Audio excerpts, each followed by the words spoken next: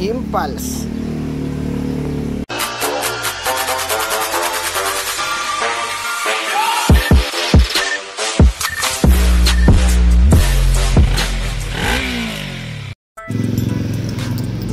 Ito ulit yung Impulse na ginawa natin dati.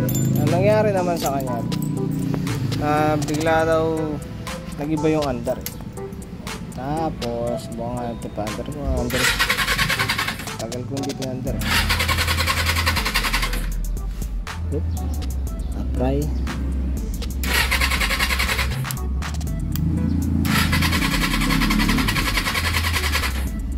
Na. Choke.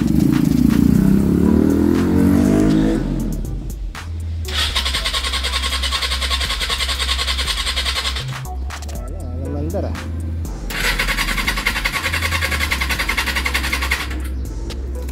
Ayaw lumandar. May ilang araw namin hindi pinaandar. Ngayon ayaw lumandar. Yun nga, bigla daw nag-iba ng andar. Tas hindi na makahataw eh. Na chinek namin yung carb, puro kalawang ang putik. Tapos nung nilinisan, okay naman siya. Tas biglang iba na may andar eh. Putik. Pinunta namin ng pulser, tapos umukay, tapos mamaya hindi na naman ang putya. Kaya susubukan namin ngayon ako lang pala, solo ko ngayon. Subukan ko ngayon yung CDI. Wala na naman nga hirap ng video.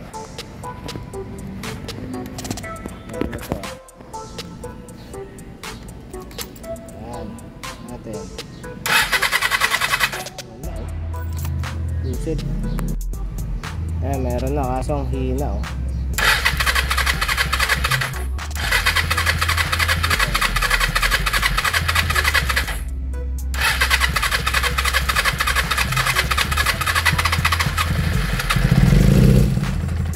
hina ng kuryente.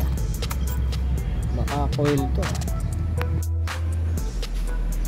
CDI nga, hindi makasagad ng RPM. Etong CDI na to, gumagana yung tachometer.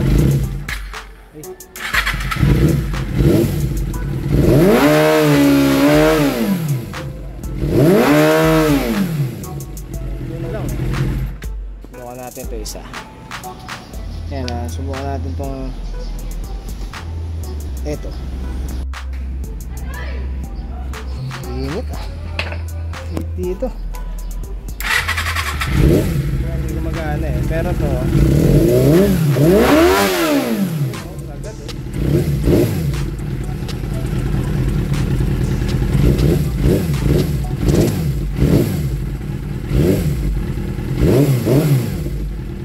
Lipat ko lang yung tachometer. Mukhang okay na. Ilipat ko na lang yung sa tachometer.